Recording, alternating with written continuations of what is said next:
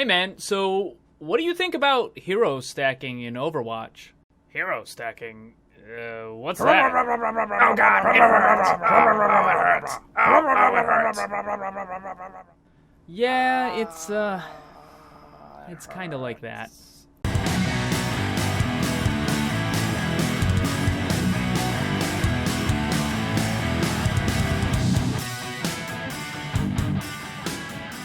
Hey, what's up guys? I'm PTC. Today I want to talk to you about hero stacking in Overwatch. I think most would agree that hero stacking is pretty garbage, but just in case you don't know what it is, hero stacking is when you have a bunch of the same hero on a team. Need to defend a point? Why not have 6 divas? Trying to capture a point instead? Well, hey, 5 Winstons and a Lucio. Or maybe, if you just want to annoy the other team into regretting that they even joined a game, then you can always try 6 Torbs. For King of the Hill maps, double Winston, double Lucio, double Tracer is the way to go. Of course, this leads to disastrously boring 10-minute overtimes. While these lineups can be fun to play with friends, often with silly results, they undeniably ruin tournaments and any kind of competitive ranked mode.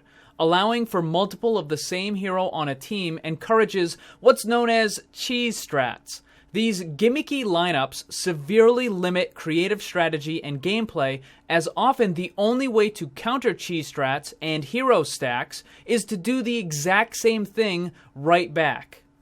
So in this video, I want to talk about what Blizzard has done to fix this.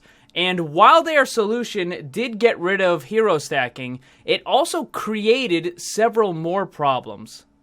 Recently, Blizzard employee Jeff Kaplan made a post on the official Blizzard forums talking about what they plan to do about it. He said, quote, "Why add a hero limit?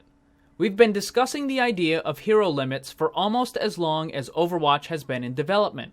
It's been somewhat of a controversial topic, but we've always liked giving players the freedom to select any hero regardless of the team's composition, because it opened up the possibility for tons of crazy strategies and matchups. In quick play, where things are intended to be more relaxed, this is fine. But in competitive play, we feel that hero stacking is becoming detrimental and leading to some not so great player experiences. For example, we've seen organized teams on Assault and Hybrid maps use hero stacking to overtake the first point before the defense has a chance to counter. We've also seen players use specific stacked compositions just to frustrate their opponents or cause indefinite delays in overtime, among other strategies. While this kind of thing is certainly possible in any mode, the higher stakes of competitive play means these kind of tactics were popping up more often than anyone would like. So what next? Once we decide that a system isn't working, we try to fix it as soon as possible.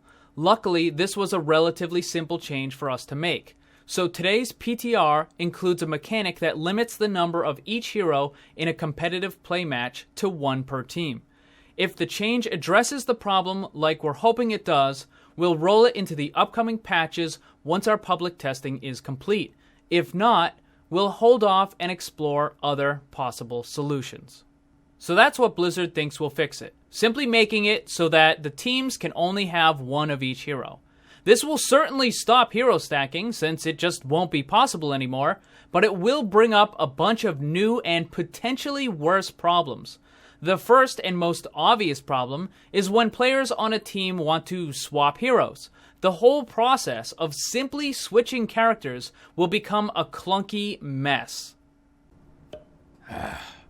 Hey man, I can't get this Farah. You want to swap and take her out?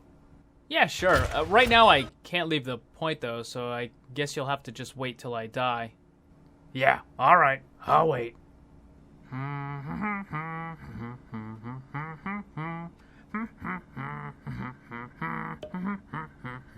Defend with me. Yeah, I'm waiting to swap. Okay, I died, so I'll just swap now. Great. I still can't switch to Reaper. Oh yeah, because I'm technically still Reaper. even though I'm dead, I don't actually switch until I respawn. Well, that's dumb. Okay, I respawned, but you need to change off Soldier. Alright, 1 second. Yeah, we don't need a Hanzo. I'm not playing Hanzo. I just need to switch so Reaper can swap with me. Defend as one. Oh my god, Zenyatta, please, shut up. It's high noon. Objective A has been lost. Yeah. Alright, so that scene was a bit on the dramatic side, but the point still stands. Swapping heroes is clunky, and realistically, the player that wants to swap either has to wait in the spawn room, causing his team to temporarily be short, or that player has to switch to another hero that isn't as good for the situation and go out anyways. Neither of these are ideal, and there is a better way that I'll talk about a little later. The next problem is something known as insta-locking. This is what happens when a player loads the select screen and instantly locks into the hero he wants to play. By the way, people with faster computers will have an advantage in this because they load faster. I used to play a lot of Dota 2, and this was a constant problem in all pick mode. People will load in and instantly pick the hero they want to play, and then just let everybody else fight for the scraps. Ideally, the players should be working together, and in tournaments with actual teams, this does happen. But in ranked mode with strangers and an all-pick style, it just simply won't be the case. Hey man, come on. Insta-lock? Really? I'm gonna play Reinhardt. The rest of you can play whatever you want to play, but I'm gonna play Reinhardt because I always play Reinhardt. Fine, man, whatever. So I want to give you an example of this. The most recent Brawl is a MOBA-style mode, where the teams are allowed only one of each hero. I tried this out, and in my very first game, someone insta-locked McCree before anyone else had even loaded.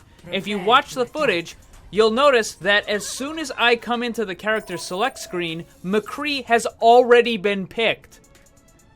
Then just mere seconds later, someone left the game because they didn't get the hero that they wanted. This was my very first attempt at trying this Brawl mode, and this is going to be the exact same way that Blizzard wants to set up the ranked mode, with only one of each hero per team. This was my first game, and not only did someone insta-lock, but someone left because they didn't get the character that they wanted to play. This will happen in ranked mode, and it will be a problem.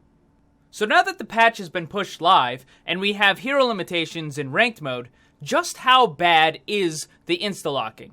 I played quite a bit of the ranked mode of the last few days, and almost every single match had someone insta-locking.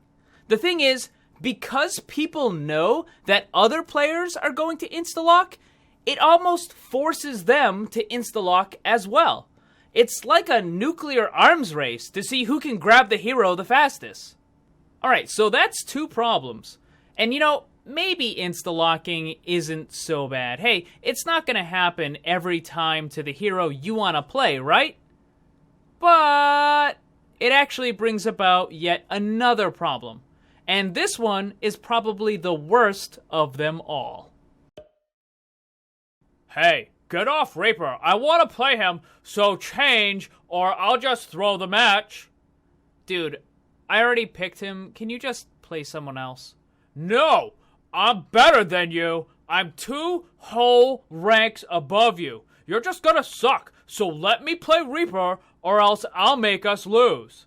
Dude, I'm not switching. Fine, enjoy losing! So the third and probably worst of them is the let me play X hero or else I will feed and throw the match problem. This is a major issue with having only one of each hero per team. Again, I ran into this a lot in Dota 2. The let me play X hero or I'll feed. Let me play mid or I'll feed. Remember, these are not teams of players who want to work together to win a tournament. These are a group of strangers thrown together, and a lot of them simply won't care and will be willing to intentionally lose a match just to spite someone. This will be bad at all ranks, but especially bad and especially toxic at the lower ranks. So these are the problems.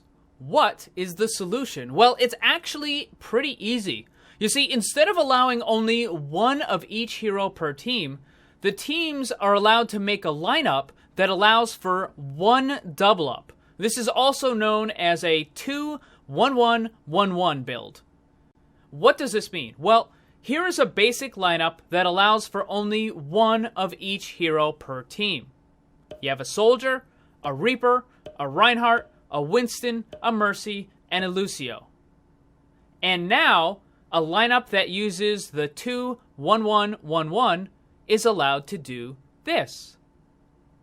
Soldier, Soldier, Reinhardt, Winston, Mercy, Lucio. Pretty simple, right? Now let's say something happens during the match and the team needs to be more mobile. So let's swap the Reinhardt for another Winston. Oh, but wait, we can't do that because we already have two soldiers. So one soldier needs to switch to Tracer, and then the Reinhardt can switch to Winston. Simple. The 2-1-1-1-1 solution is much better than the one hero restriction. Both of them will stop hero stacking, but the 2-1-1-1-1 build also resolves the three major problems that I outlined in this video. Hero swapping is much easier, insta-locking is almost a non-issue, and that jerk that was going to throw the match because he couldn't play what he wanted to, well, he can now play a second Reaper, or a second Soldier, or a second Genji, whatever he wants. Hey, you still might lose the match, but at least that guy is going to actually try now. So Blizzard stopped the hero stacking. Great. It was garbage and it needed to go away. But now we have these other issues that need to be addressed. Let's be honest here, the Overwatch community is probably a little more toxic than most of us would like, and problems like these are just going to make it worse. The 2-1-1-1-1 solution that I laid out earlier in this video will resolve nearly all of the problems that I presented, and hopefully it's something Blizzard is willing to look at. But hey, let me know what you think about hero stacking and possible solutions in the comment section below. Thank you for watching. If you enjoyed the video, make sure you hit that like button, share it with your friends, and subscribe if you're new, because there's lots more Overwatch content to come. Remember, always blame the controller, because it's never your fault.